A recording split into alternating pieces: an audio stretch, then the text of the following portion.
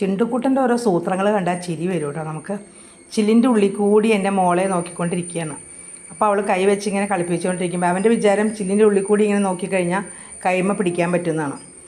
ഇപ്പോൾ വലിയ ആളായിട്ട് ഞങ്ങൾ കസേരയിലിരിക്കുമ്പോൾ ഒരു കസേര അവനാട്ടോ. അപ്പം ഞങ്ങൾ 3 പേരാണല്ലോ ഇവിടെ ഉള്ളത്. അപ്പോൾ ഒരു കസേര അവനാണ്. എൻ്റെ മോൻ ഇവിടെ ഇല്ലല്ലോ.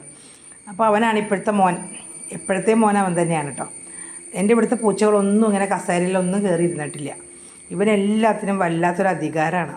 അപ്പോൾ അവളുടെ കൂടെ ഇങ്ങനെ കളിച്ചുകൊണ്ടിരിക്കുകയാണ്. അപ്പോൾ അവൻ നല്ല അധികം പുറത്തേക്ക് പോവാതെ എപ്പോഴും അകത്ത് തന്നെ കളിച്ചുകൊണ്ടിരിക്കും. ഈ മോൾ ഇവിടെ ഉള്ളതുകൊണ്ടാണ് കേട്ടോ അങ്ങനെ.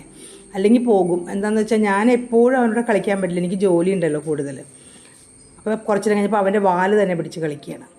അപ്പോൾ അവൾ പറഞ്ഞു, ചില്ലിക്കൂടി നിനക്ക് എന്നെയൊക്കെ തൊഴാൻ പറ്റില്ല, അങ്ങനെ നോക്കിയിട്ട് കാര്യമില്ല എന്ന് പറഞ്ഞിട്ട് രണ്ടുപേരും കൂടി ഓരോന്നും പറഞ്ഞിങ്ങനെ കളിച്ചുകൊണ്ടിരിക്കുക കേട്ടോ. ശരിക്കും മനുഷ്യക്കുട്ടിയുടെ പോലെ തന്നെയാണ് നമ്മുടെ ചിണ്ടൻ.